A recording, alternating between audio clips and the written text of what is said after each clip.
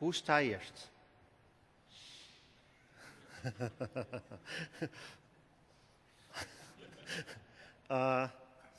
First of all, what I wanted to tell you on this session specifically, we're not going to run the full 75 minutes. So my expectation is to finish within probably 60 minutes.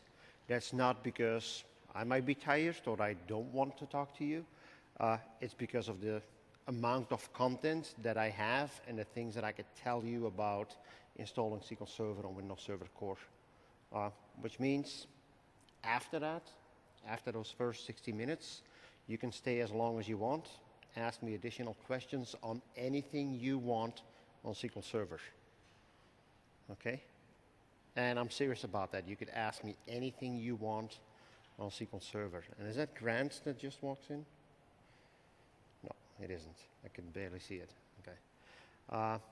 So yeah, that would be the approach for the session. Is that okay with everyone? It's a small group to me, so if there's questions that come up during the session, feel free to ask, interrupt me. If you raise your hand in the back and I can't see it, just call my name, say, hey, Dandy, I have a question. And you see that this is a lightweight presentation that I run because everyone is getting ready in a good mood to go to the country drinks and everything that's happening tonight, right? Okay. So typical, I put my contact information in the slide. You have that. Feel free to use that. And if you look at the slide deck, you're going to see I have basically zip, zero, no slides, because what we're going to look at is installing SQL Server on Windows Server Core, look at some of the resources, what's going to be the approach, things you need to be aware of, what could be potential problems getting things configured. Okay? So this screenshot is actually a screenshot from a server that was running a company's SQL Server infrastructure. Okay, I thought it was nice. Like, oh wow, that's yeah, that's interesting. What they have sitting here on the server, and then they wonder why sometimes weird things happen on that machine. But I thought it was cool just to put it in there. Okay, that's the first slide I wanted to show you. So, how many people were in my previous session on the SQL Server 2014? That's the majority, okay? So, right here, I wanted to show you some insights on what I'm doing on my configuration. And to give you some background information, I'm the guy that was responsible for all the hands-on labs that we built on SQL Server. So if you go to microsoft.com/SQL Server Labs, you'll land on our hands-on labs portal. It has pre-configured virtual machines. You can actually take a hands-on lab that is installing SQL Server on Windows Server Core. There's the BI labs, the OS-on, new features in Transact SQL, all of those. I actually developed all of those. Okay? Not only did I write the lab manual, I also built the virtual machines from scratch. So if you look into that, there's a lot of insights that I could share with you on how I build everything out and what's my fastest way of releasing a new install. Actually, you might not believe it, but between the last session that I presented at, which was a SQL 2014 session, and now, I installed 2 brand new virtual machines, and I'm going to configure them with SQL Server 2014. Okay? So that's how I work, that's how I roll, get the latest bits, and sometimes be in front of an audience where things in your session will fail, but if you know how to recover from it, that's the learning you need to bring your audience, because that's what you're going to be running into in real life. Okay? So what I'm actually running, to give you insights, my laptop is configured with a couple of SSDs because I am very impatient.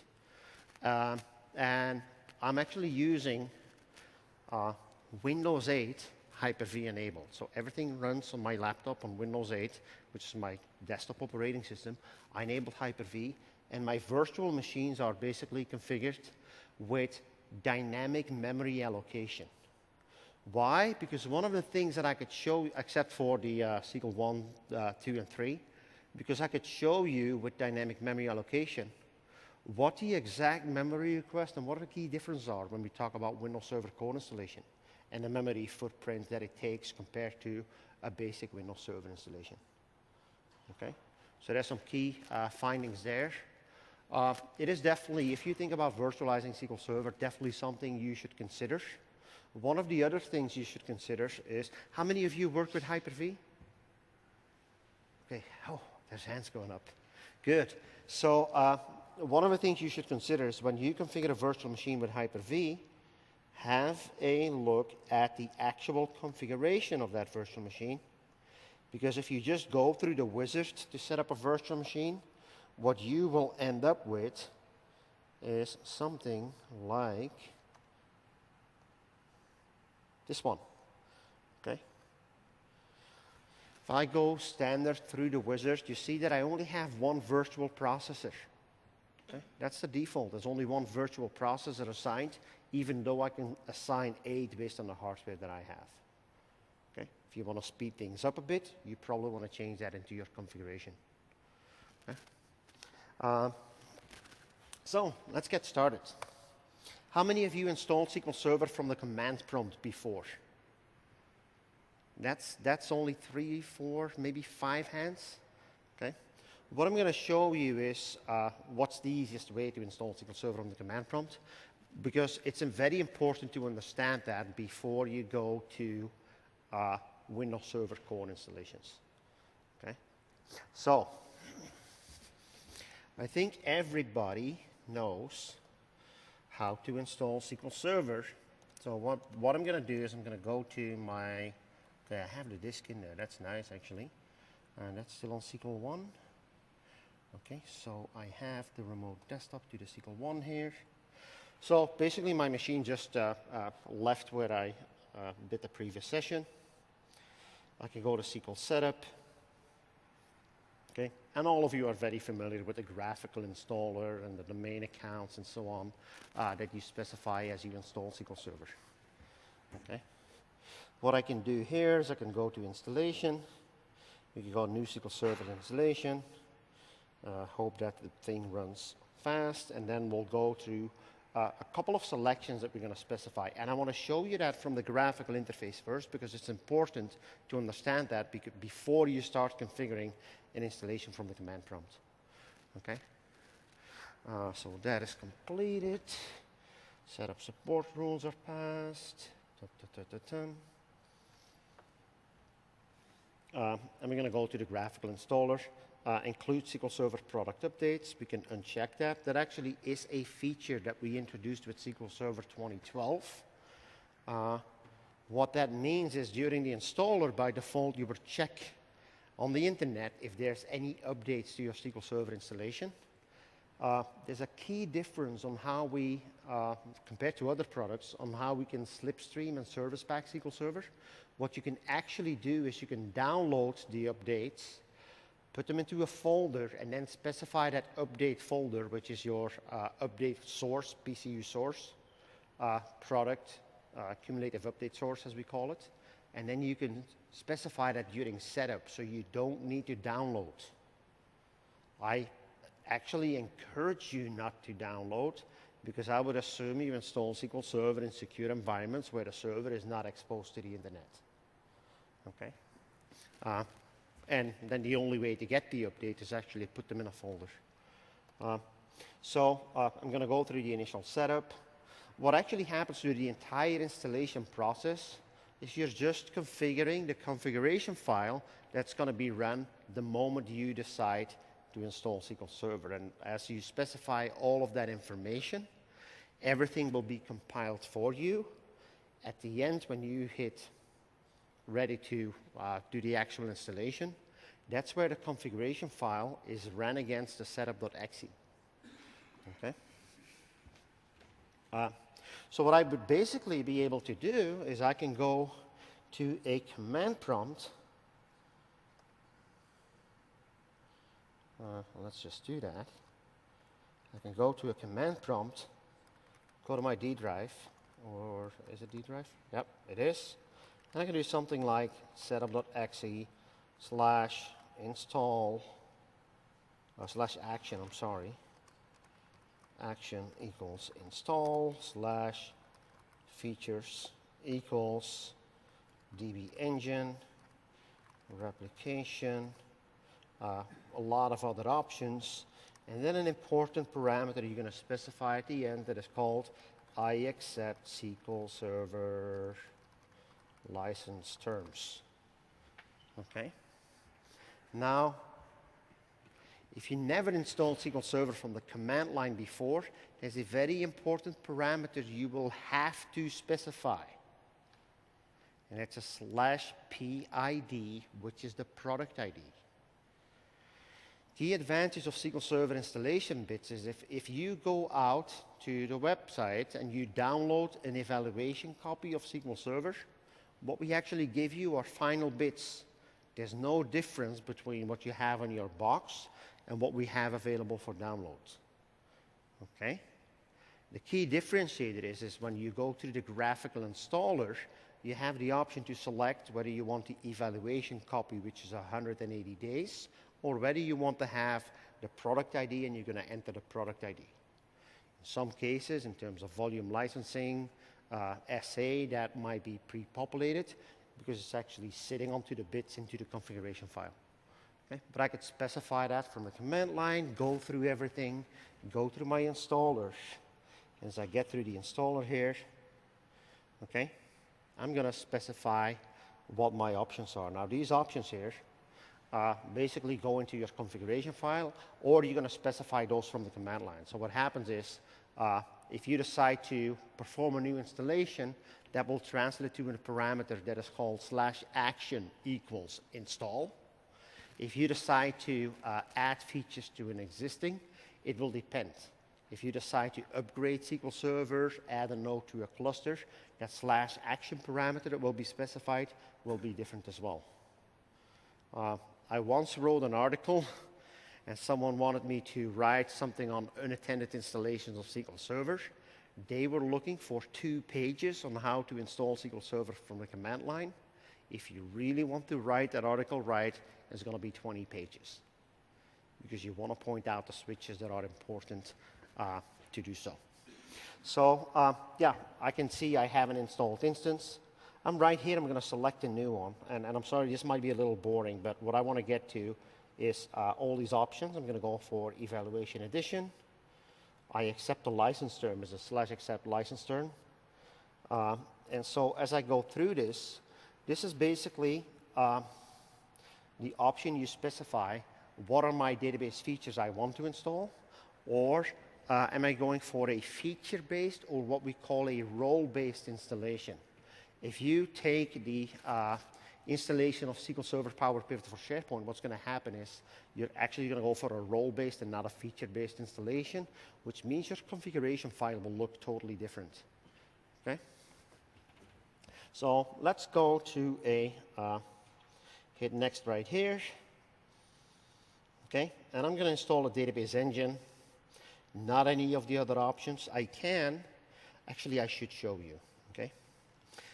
Right here, there is the Management Tools Basics and the Management Tools Complete. What are the management tools called in SQL Server?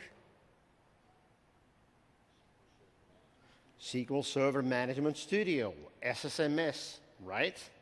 Now, if you install from the command prompt, that's going to translate into a parameter that is called /features equals, and you're going to have the database engine column, SSMS for SQL Server Management Studio, and because that's the logical assumption, right?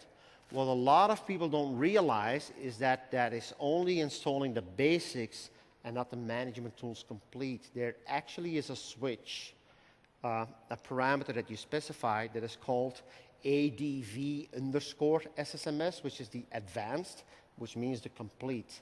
Now, this is important because at first, you'll go like, oh, I installed SQL Server from command line, everything is working, and then it turns out you go into some features that can only be configured using the advanced option, and you get weird behavior in Management Studio. Like, for example, you want to enable database mirroring. You go to the Database Mirrors tab, you click on the Properties, and the only thing you get is the properties of the database.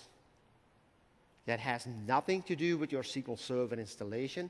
It has everything to do with the tools installation. Okay? So everything you have in Transact SQL there to set up database mirroring and so on will be there. However, you just don't have the tool to manage it and set it up. Okay? Always go for the complete install if you are managing an enterprise edition of SQL Server. Otherwise, you might miss out on some of that functionality. Okay? So what I'm going to do now is I'm going to hit next. I'm just going to accept the defaults here. Hit next. I'm going to specify I already have a default instance. I'm going to say I'm going to install an instance named 1. In SQL 2005, what we basically did is, if you go to the file system on a SQL 2005 installation, you see that your instance folder naming or instance ID is numbered. So you have a mssql.1, while the name of the instance might be something totally different. Okay? The true story there is someone thought that from a security perspective, that would be a brilliant idea. Not to map the folder name to the actual name of the instance. We flipped that back with 2008, 2008.2, 2012, and now we allow you to specify what you want. My advice, keep that name, instance ID and the instance name the same. Okay? That's some guidance I want to provide you right there. Okay. Now, you can actually see here which features you are installing. Okay? So right there, you see those features. And actually, those features are the features you specify from the command line as well. SQL engine will give me a database engine. Replication will give me replication. RSS reporting services. Advanced SMS, as you can see, is in there. Connectivity tools. And then SDK and so on, whatever you specify will be in there. Okay. I'm going to hit next. Now, of course, it's going to ask me for the user ID and so on. I'm going to hit next here again. Disk space requirements. I'm just going to go with the defaults and click next. Specify that I want to add the current user as a sysadmin. What about Windows error reporting or authentication mode? Did I get stuck there? Looks like I did.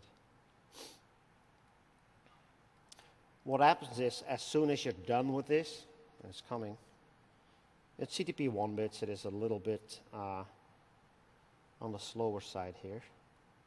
So once you walk through that entire configuration and you get that to that ready to install page, oh, thank you, we just dropped connectivity, it seems. Hit next here, hit next there, hit next there. Here it is. It's on this ready to install page where you have a path name that says this is your configuration.ini file. The moment there you click install, that's where your SQL Server installation is going to kick off with a combination of setup.exe and a lot of additional parameters. Okay? How does that translate into a command line? That translates into something that looks a little like this. Okay? Setup.exe/action equals install, error reporting, features, update enabled, name of the instance, what am I using for SQL agent, what am I using for the SQL service account, sysadmin account that I want to add, /q means quiet, what about the SQL browser, mixed or SQL authentication, what's the password, what about the startup type. A very, very important one if you install on Windows Server Core is a /tcp enabled equals 1. If you install on Windows Server Core, you want to enable TCP/IP during the installation process. If you don't specify from the command prompt, you're going to only be working in shared memory mode, which is the default for the management tools. But you don't have any management tools because you did a command line install and you're running on Windows Server Core, so there's no graphical interface. How do you change the protocols on SQL Server? The server protocols. Where do you change that? Yeah, Configuration Manager. Okay. Now, SQL Server Management Studio allows me to connect to servers that are sitting somewhere on my network, but Configuration Manager sits local on the SQL server. You have that available in the graphical interface, and you cannot use that to connect to a remote SQL server. Okay? Which means you're going to have to use PowerShell to enable the TCP/IP protocol, and that's a pain you want to save yourself, so you better do that during setup. Okay? I'm going to show you that configuration file, because the option that I can actually specify is I can take that entire path, okay, open it up in Notepad,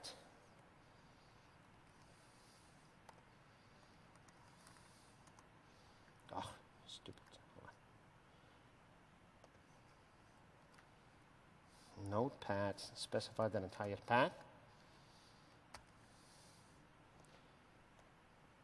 And this is what my configuration file looks like. Okay. Oh, sorry, I'm going to switch screens. So you didn't see my typo here. That's really nice. Okay. There we are. This is how my configuration file looks like. Okay. SQL 2014 configuration file, CTP1, all the settings, action install, UI mode, quiet simple equals false, which means I have quiet as false and I have quiet simple as false. What basically happens is you just decided to do a graphical installation and see graphical progress as you install using that configuration file. Okay? If I go to the command prompt and I specify the /configuration file equals, and I were to use this file, first thing that my configuration will do is it will kick off and start running that in a graphical interface, which is something that I don't have available in Windows Server Core. Okay? So two options. I could specify everything from the command line as I showed you, or I could go to setup.exe, specify all the parameters like you did see in the slide. Okay? Or it could be a combination of both.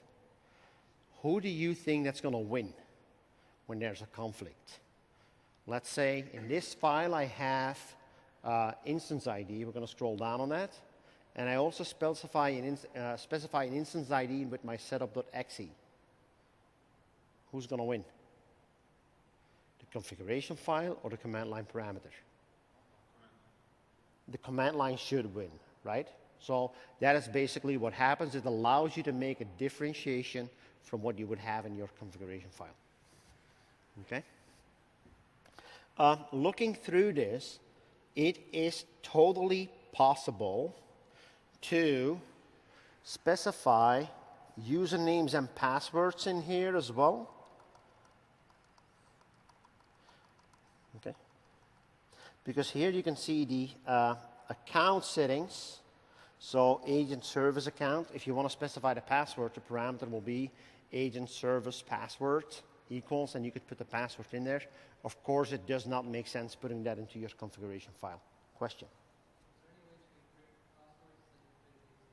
There is no way to encrypt the passwords that sit within the file. No. It is plain text. Okay?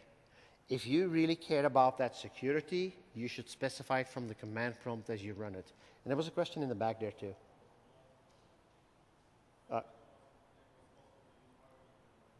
I cannot understand you from there, so is it okay I come a little bit closer?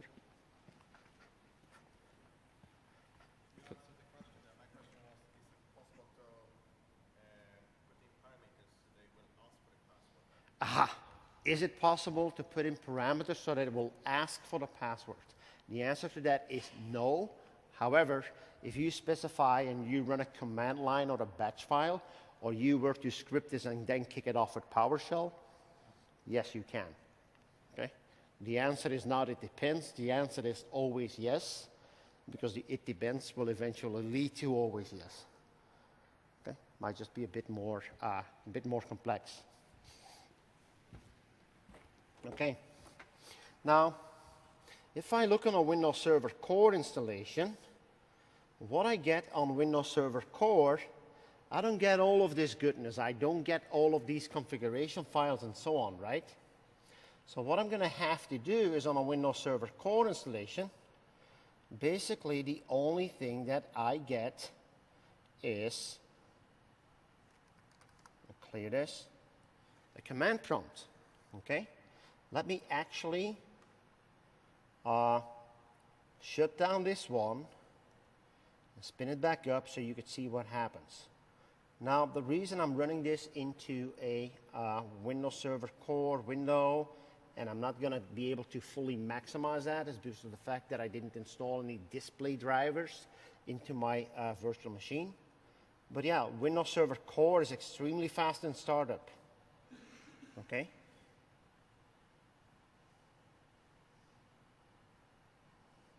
It's there. You see how fast it was? What I actually did is I took downloaded the Windows Server 2012 R2 preview installation bits that we announced yesterday as being released. So I'm actually going to use that one to do my installation from. Okay? So what I get is I get a logon, and I specify the username and password. Okay? Oops. And I get a command line. Okay?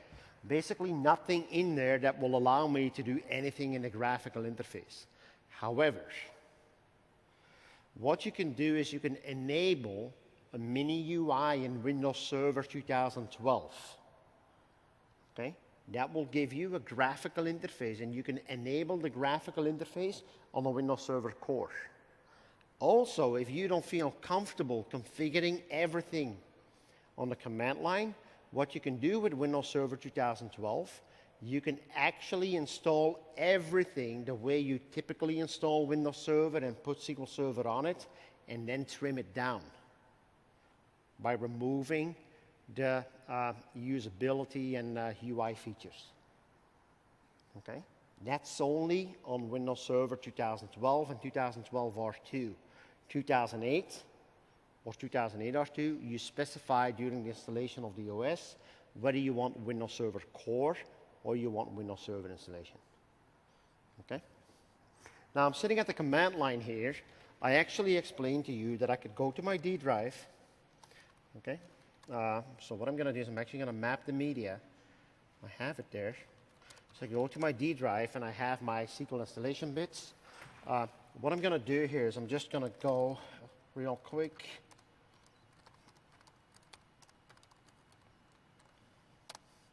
Install Zoom It, so I can zoom in even into this environment whenever I want to.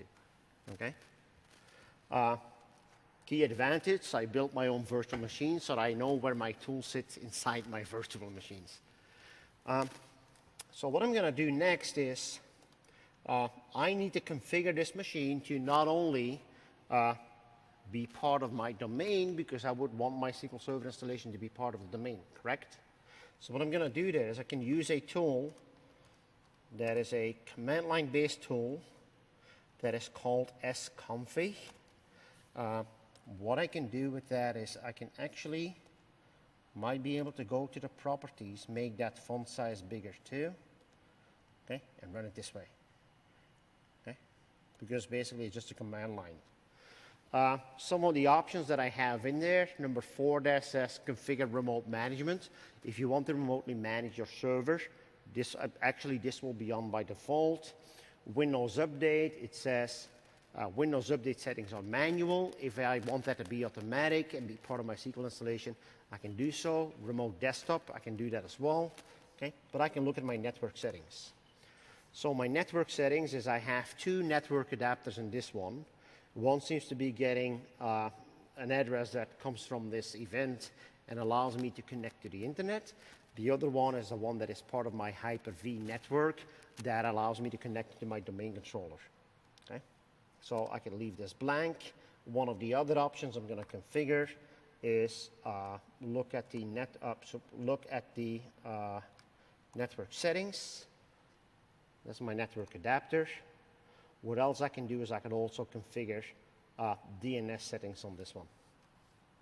So what am I going to do next is I'm going to add this one to the domain. One of the first things I want to do is I want to change the computer name.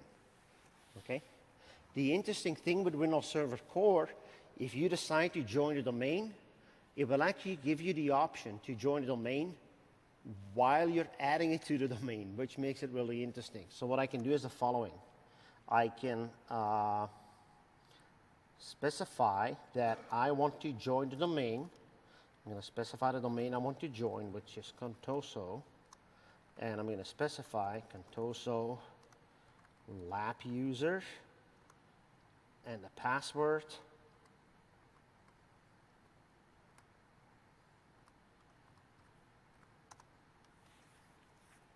Type that in. And hope it gets to my domain controller.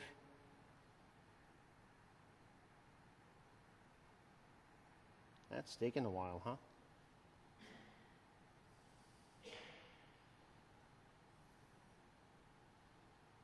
And this is where we're going to network troubleshooting. What should I do first if I can't find my domain controller? It's probably DNS, right? And that's exactly what it will be. Panic and call my network admin. Okay. My domain controller is up and running. It just takes a while to join. It'll get there eventually, or it will time out. Okay. So we'll just keep this for a second here and see what happens, whether or not it will join. Now, what I did already is I actually have another server core installed that I already joined to the domain. Okay? How? If I go to just to restart this one, let's shut it down. Okay? And I'm then going to spin up this one. We'll start it. Let's see, that'll come up fast.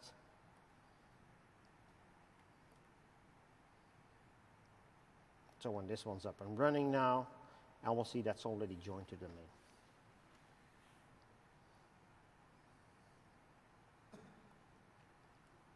Please wait.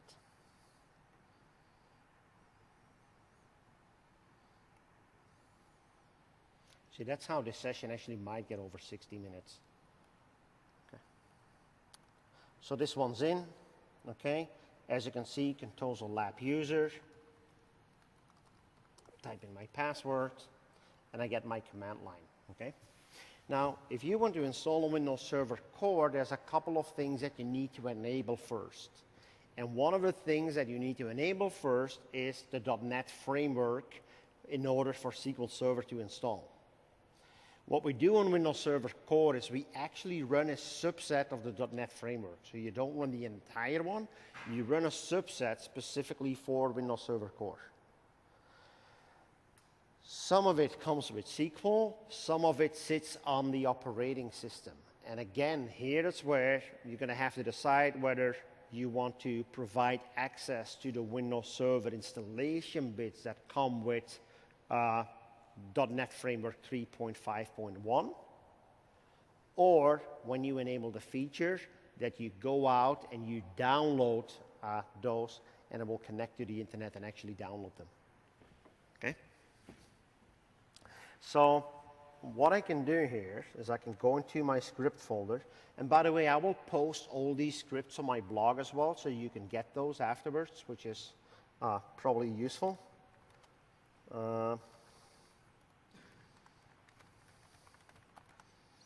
What I can do is I can look into my server core installation. Okay. And I have a couple of documents there. I have a .NET FX 4.0, but I also have something that is called setframeworks.cmd. Let me open that. Okay. What I can do, and this is an older version, I can use DISM to enable features. And what I'll have to do is I have to enable .NET Framework 3, which is NetFX 3. But in order to get there, what I can do is actually first look on the features that are available for my operating system before I get there. And let me show you how that goes. Okay. So you could do DISM, just like I have it here, /online/get features. Okay. And this will basically give you all of the features that you can enable. Okay. Now there's some interesting ones. Okay. You could do desktop experience. You could do bits, WinFS runtime. You have failover cluster. Okay. And you have up there, I'm going to zoom in those, the NetFX 3 and the NetFX 3 server features. Okay. Can I do this right here? I lost it. I don't have Zoom it in this one installed yet. So what you first need to do is you need to, there's a dependency. The NetFX will depend on the NetFX server feature, so you will have to enable that one first.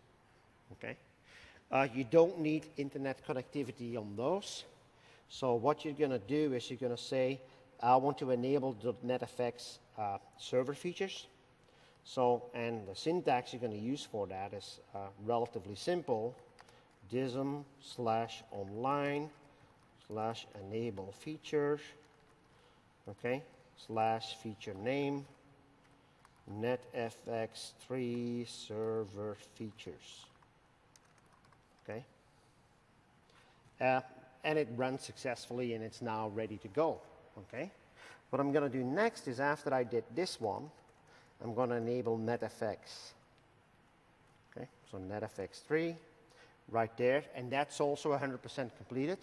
Why? Because I actually cheated before I came into this session and I already enabled that. Otherwise this would take up to 5 minutes because you actually on the last one will download unless you specify the Windows installation media and specify your SXS sources folder. Okay? That's a core requirement for you to install SQL Server 2012 or 2014. And the requirement for 2008-02 is actually that you have the NetFX 2 server core. But as I said, I will post all of these up there on my blog so you can get access to those. Okay? Then you have to do less typing. You could just do what I do, is put that into a document. Okay? Now what I can do is I can then start the SQL Server installation. And what I typically do is I like to avoid typing, especially if I'm in front of you guys. Try to avoid as much typing so we can really focus on the content. So what I'm going to do is I'm going to type Notepad, install. I'm going to use my tab completion. I was surprised that a lot of people don't know that, but if you're in a command line and you hit the tab key, you would actually just tap through every command name or any file name you have available. So if I were to do, there's only one with an I, so basically I could do Notepad. If I do this, okay, I could just tap through this as well. Kind of a lazy DBA sysadmin feature that might be interesting. Okay? So what I have here, I have my D set up. Okay, and let's just make that a little bit bigger for you guys. Okay, so what I'm going to do, I have that D set up. I'll make this bigger this way. Nope. /Q means quiet. /action is install. The features I'm going to install is SQL engine, just a database engine with replication. My instance name is called MS SQL Server, which is a default. Specify the SQL Service account, which is Contoso SQL Service. It's a domain account, username and password, who is part of my sysadmins. TCP enabled as I specify, indicate progress, and then last but not least, I accept SQL Server license terms. Okay. The funny thing is that someone at Microsoft Legal said that's the best way to make it clear that people need to accept the license terms. It's a funny one. Okay, so I have this. What I can do now, oh, wait a minute. I already might have an instance of SQL Server installed. What if I want to do a named instance? Okay, I could just use that batch file or just type everything. What I'm going to do is I'm just going to modify this one again. Okay, because what I typically do is the following. Okay, you can actually, and that goes back to the question a gentleman in the back had, can I prompt for it or ask for a parameter? What you can actually do is you could do something like this. / instance name is %1, and you specify it as a parameter at the command line. Okay? So that would give me, in this example, I can do install SQL Server from the command line, and I specify a parameter called TechEd. So my named instance will not be TechEd because this is my first parameter. It will be replaced in my batch file. Okay, make sense? Everyone has that? Okay. So what I see is I see my action install, and things will start flying by like crazy. Okay? Why? Because I didn't specify any of the settings whether or not I wanted to suppress what we call verbose logging. And what I'll see is that I get actions and reporting of my entire installation process. Okay? And there we go. This is how SQL Server gets installed. Isn't that easy? How long do you think this is going to run? Not too long. Okay? Actually, last year at TechEd North America, I had a coffee maker on stage that I called my universal Java installer. And I made a pot of coffee on stage and checked whether I could install SQL Server faster than I can make coffee. Okay? And SQL Server won. It's a funny thing I had with my wife, who said, can you make me some coffee? I said, no, I'm installing SQL. I'll make you coffee immediately after. She said, that's going to take an hour. Well, it didn't. Okay? So a lot of checks that typically the graphical installer will go to, you get that right there. The good thing is I have my batch file. Okay? As I get to the end of the installation process, you're going to get your setup result. If your setup result equals 0, it doesn't mean you failed. It actually meant you succeeded, and you don't have a reboot required. If it's -3, you have to do a reboot for the installation to complete. Okay? And this is running. This is basically almost done. Okay? Up. There we go. Instance. Browser service request is issued. I can see that. Done, done, done. We're almost there. Okay? Setup result 0. Ta-da! SQL Server installed. Okay? That's pretty cool, isn't it? That's how I honestly have not installed SQL Server using the graphical interface for quite a while. Because what I do now is I start kicking off the SQL installation process, just let things run unattended, and I go get coffee, because now I have time to get coffee, right? So I'm going to check if this one was able to join the domain. Doesn't seem like it. I'm not going to, oh, duh. Do you want to change the computer name before restarting the computer? Okay. Yes. This is something that might happen, especially in the server core instance, that a dialog box sits behind your command line. Okay. So I want to call this server core 2. Okay. Contoso lab user. Again, the password.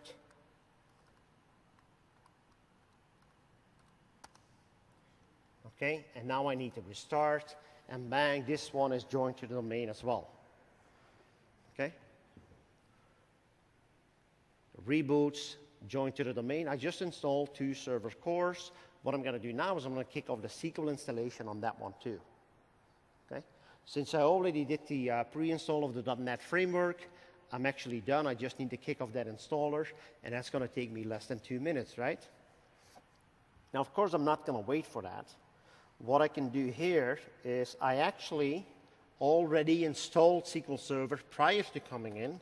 So if I were to do a net start MS SQL Server, that's going to tell me it's already been started. If I do the MS SQL $TechEd, the one that I just installed, that one is started too. Wow, pretty nice feature right there. Okay, so what I'm going to do next is I'm going to kick the same on this one. We're going to log on as a domain user. Okay. And so here's the sweet spot about knowing what you put in your VMs. We'll see if my D drive is there. Yes, it is. Back to the C. Install SQL Server, default instance. Let it install and run. And I can install as many as I want. If you guys want, by the end of the session, you want 25 SQL instances on 25 different virtual machines, I can get you that easily. Okay? So now we're going to talk about management, right? How are you going to manage this? Well, in my previous session, I had this machine, right? And this is part of my domain, so that basically means that I should be able to connect to server core 1. Let me check how I named that thing, just to be sure. Okay, host name, server core 1. So that means, since I have a default instance and I have Windows authentication enabled, I should be able to connect to server core 1. Would you all agree? We hit connect. And help, I can't connect. What's the problem? Firewall. Okay. Now, how do you enable firewall on Windows Server Core? Yeah, you can use a net shell command and then enable it. You guys used this before? Okay. One of the most read articles on my blog is exactly that one. So what I do, here, network-related error, access denied. So what we're going to do is we're going to go to that Windows Server Core 1 here, and we're going to enable, okay, firewall settings. What I put in every virtual machine that I have is a couple of things. Firewall is one of them. Okay, so I have 2 command files. One that is called all ports open. I think that kind of talks to itself. And then the other one is the Notepad SQL Server firewall config, okay, which is using the net shell command for the ports I need for SQL Server. Okay, 1433 for normal connections, 1434 for dedicated admin, also the ports for the SQL browser. And if I want to use features like Service Broker, or I want to use features like database mirroring or always-on availability groups, I need to open the necessary ports on that one too. Okay? Again, I don't like typing too much, so I have this in a batch file. I can take it from the batch file and just run it. SQL Server Firewall config, that is all set. So that means that right now, if I connect, I'm connected to server core. Yay. Okay. Isn't it nice when your demos just work? There's no databases there. Okay. And there's no always-on availability. What it says here, hey, wait a minute. Okay.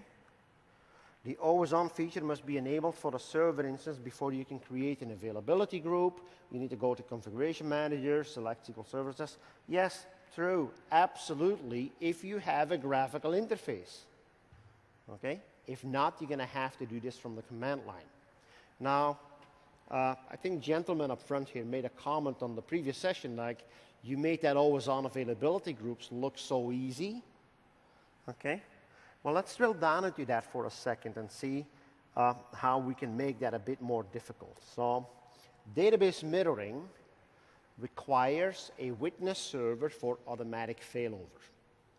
On SQL Server 2012, we said, let's get rid of that witness. And quite honestly, I did not know what that witness was doing there, other than just looking around. Hey, are they up and running? Okay. To increase high availability with SQL Server 2012, we're actually relying on the same concept that Exchange Server and Active Directory and so on uses as well. It is the Windows Failover Cluster Service. So what you have to do is you have to enable the Failover Cluster Service on your SQL Server instance, which is easy if you have Server Manager. You then just say, hey, Server Manager, add the feature, failover clustering, and you're ready to go.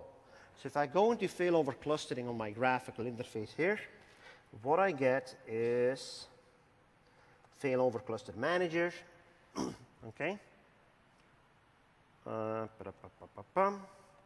I then look at that failover clustered manager, I can, which one am I connected to? Connected to SQL 1, okay. I actually set up a cluster that has nodes to it, which is SQL 1, 2, and 3, because I added those, set up that cluster. But if you look in the storage, there's no disks, there's nothing assigned to it. It is basically just the service, the cluster service that will take care of the high availability and health check and status of SQL Server when you enable always-on availability groups. What if you're already running a cluster and you want to have always-on availability groups on top of that? You would just have to add the node to the cluster or create a new cluster for the always-on availability groups. Okay? So fairly simple. It's a service you enable. You then go to the wizard. My advice, and I know a lot of people are like me, first time you go through is, no, my hardware is okay. I don't need to validate all these tests. I can just set it up without any validation. Yes, you can, but SQL Server won't like it. You actually might run into issues. So always use the validation, no matter what, to make sure that everything is nicely validated before you set it up. Now, what's going to be my next step? My next step is going to be going into Configuration Manager. Okay? And in Configuration Manager, of course, on the graphical interface, I can go into the SQL Server properties. Okay? Properties of the SQL instance. And I have that always-on availability tab. The cluster name, because you added that node, will already be there. Okay? The only thing you have to do is click Enable. Okay? And then after that, always-on availability groups is right there available for you. If you really want to get your hands on this, I actually have a hands-on lab that is, we have two hands-on labs. One is Introduction to Always-On, and the other one is Managing and Configuring Always-On, where you're going to go through that entire process. Okay. Now, of course, what about Windows Server Core, where I don't have that option? Okay. Oops. On Windows Server Core, what you'll have to do is you have to enable the failover clustering from the command line. Okay. Now, I'm going to open you the document. Enable failover clustering, because what you basically are going to do at that point is take this one, DISM online, enable feature name is failover cluster full server. Okay? That's how you do it on Windows Server 2012. 2008, the feature is called failover cluster without that full server option. Okay? How do I know which features? DISM/online/get-features. Okay? Now, can I use PowerShell for this? Yes, absolutely. You could start a PowerShell command prompt. You can then add a feature, add -Windows feature. So you first have to load the Server Manager module, and then you can add the feature to it. I'm a lazy DBA. I like everything in one line rather than needing 3 lines, and I really look at how can I functionally enable things. If I were to do this remotely, of course, I would use PowerShell. Okay? So we're going to go and do this right here. Okay? And once that's done, let's enable failover clustering. Okay? So failover cluster is enabled. What I can do now is I can add this node to an existing cluster. Okay? And I actually have to add this node before SQL Server will be able to detect it. Okay?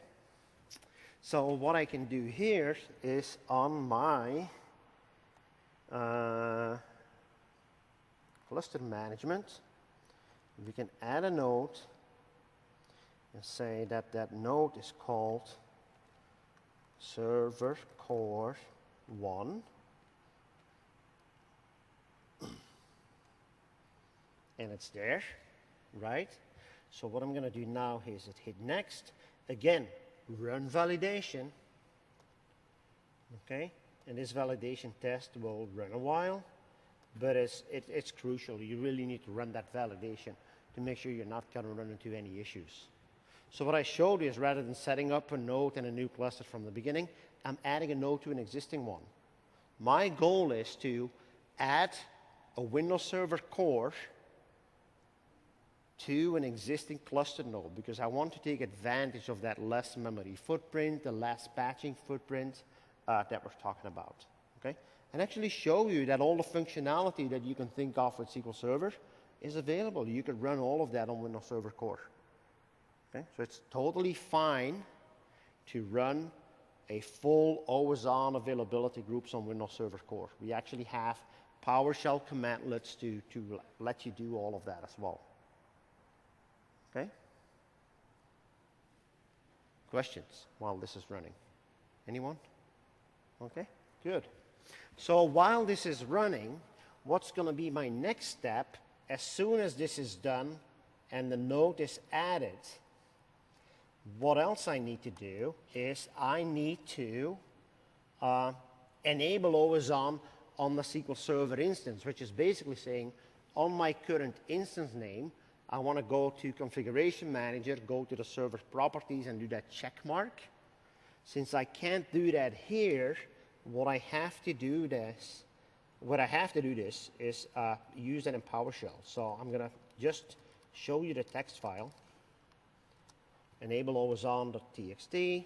Okay.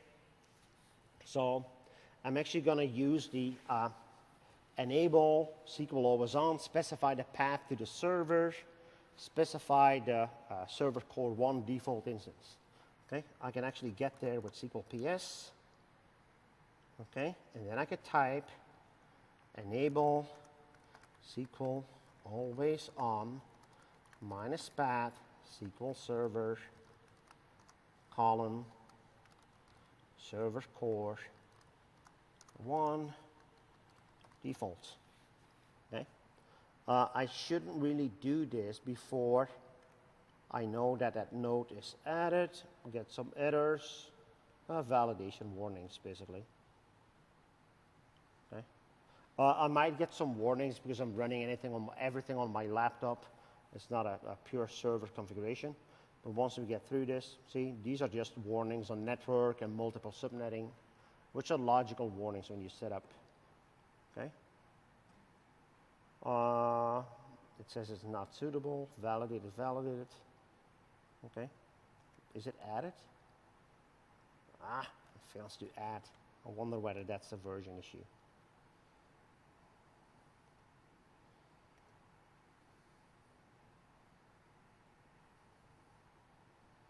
Okay. So it's going to add this to the cluster. Okay. One of the labs that we're going to be releasing next week is actually going through the entire configuration of always-on availability groups and failover clustering just there. Okay. If I don't get this running, I'm not going to worry about it and spend any time on it.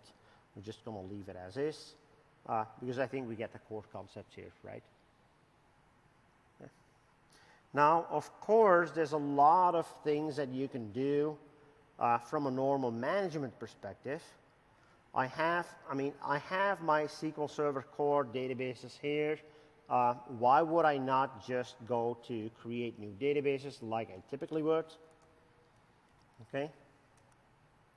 Or why would I not restore databases, attach, detach, the typical management that you would do on that server, right?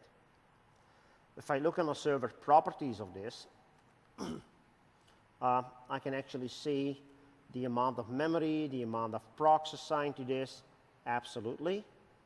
What else I can do is if I write a new query to that server specifically, and I do a select and add version, okay, you'll see that I get the build that I'm using, okay. If you would be running this on Windows Server Core, it will tell you, in this case, Enterprise Evaluation Copy Build 9200. It will not tell you hypervisor, it will actually tell you Windows Server Core. So what this one does, it actually says is you're running it on a virtual machine. Okay? Now let's talk about footprint, right? I'm going to show you the actual footprint. If I go to my local disk structure, okay, the virtual machine on Windows Server Core VHDX1 here is taking 7 gigs for the installation that has a SQL Server instance already in there. Actually, I installed a named and a default instance. Okay? This is Windows Server 2012 R2, which from a bit set is slightly bigger than the Windows Server 2012 bits. Because this is a server core installation, my footprint on the disk will be smaller. If I compare this to a standard Windows Server 2012 installation, for which I typically create a base image and use differencing drives, SQL 14 CTP1. This is my differencing drive. Let me go to the base. Okay. A base VHDX file with Windows Server 2012, in my case, takes 10 gigs. So I'm saving a little over 4 gigs just on the difference between server core against a traditional server. Okay? So that's a benefit there because you're saving disk, which means your virtualization will run faster and so on. You could probably use a concept of using, in my case, this base disk is actually the base OS that I only installed once. I only install Windows Server once, then I go into Hyper-V, create differencing disks out of that, sysprep those, and start kicking off all of my installations in attendance. So if I need to spin up this environment with multiple installations of SQL servers, if I want to run 5 SQL servers, that's going to cost me less than 20 gigs. Okay? Think about that, because you can really optimize by partitioning that out on the disk level. Okay? So let's have a look on whether or not that added to the cluster. Okay? It looks like it didn't add it to the cluster, and it decided to kick that off. What I actually think the problem that I might have is because of the fact that I'm running Windows Server 2012 R2, and that my older cluster is running Windows Server 2012. Okay? I haven't really played around with those bits because I installed them prior to coming into this session. Okay, questions. What about PowerShell? Do I really need to manage it all with PowerShell, and can I? The answer to that is yes. We made things a lot easier than what they used to be. One of our great MVPs is actually presenting here, Alan White. He also presented at TechEd North America, and he's actually known within the MVP community as the PowerShell guy for SQL. Okay? If you have a question on PowerShell, ask Alan White. He will help you with that. So I did. And I said at some point, hey, Alan, can you give me a script that will use PowerShell to take backups of all the servers and all the databases that I have on those servers? Okay. So what he did is he shared a script with me that I think I have somewhere here. Let's exit this. A set of demos, okay? Backup job. Okay? And to give credit to Alan, extremely smart guy, what he's using is he's using SMO to take a backup, and he has some nice error handling in his script and so on. So he loads SQL management objects, has error handling in there, and so what he does, if you continue to go down that line, okay, SQL management object, description is a backup user database. I'm going to use PowerShell. What I'm going to initiate is another script that is called user backup. It's a daily job. And the outcome of this is you take a backup of every database, and the backup file is named with the exact date and time that you started the backup. Okay? Something that a lot of us do with SQL Server management jobs. I look at this and go like, wow, this is cool stuff. But with SQL Server 2012, we actually optimized our PowerShell libraries, and we made things easier for you. Okay? So everything that Alan is basically doing there with that backup file, and I'm going to show you that user backup because that's what the script relates to. Notepad, user backup. Okay. It's like a full script here, and it is something that nowadays could be done with the SQL 2012 PowerShell backup script. Okay, so the entire script that he's kicking off, I can totally do that in 4 lines of code. Okay. You start SQL PowerShell, and you navigate like you're navigating through a directory. So you could go cd SQL. SQL Core Demo was the name of my SQL instance. This would be server Core 1 in this case. I can go to the defaults, the databases, the tables, the columns, just go to the entire level. And what I say here is for each database that I have on that server, backup SQL database statement, backup action is backup the database and specify the backup file and give that as a parameter. Okay.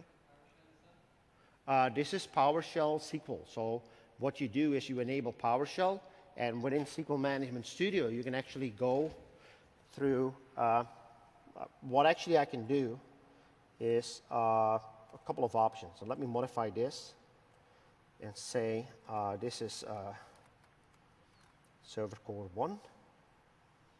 Okay. So I can save this. Let's exit it. We'll do SQL PS. And then what we'll do is we'll do SQL 2012 database backup.ps1. Okay, and it gives me an error. It says the path does not, okay, yeah, of course the path does not exist. So what I can do is I could start that with SQL PS directly from the command line, or what else I can do, if you're in a graphical interface, so that's my error message on the cluster node. Timeout. Okay, might be a connectivity issue. So what I can do here is I can do exactly the same in Management Studio and start PowerShell right here. Okay, so that's going to give you a SQL PowerShell command line. Okay.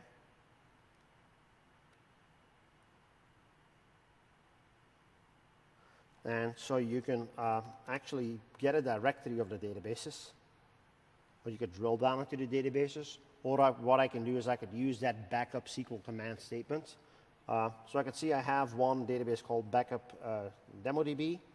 Let me just minimize that and show you that backup command right next to it. I'm kind of wondering if I have this in this VM as well. Let me have a look. I should.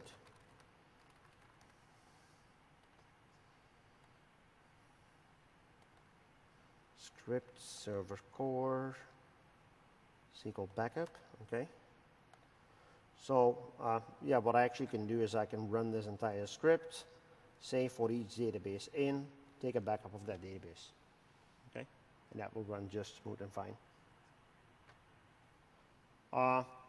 We're actually working with some of our MVPs to do a full PowerShell hands-on lab, looking at each of those options and the capabilities you have there, looking into server configuration, security settings, and so on, but it takes a lot of scripting.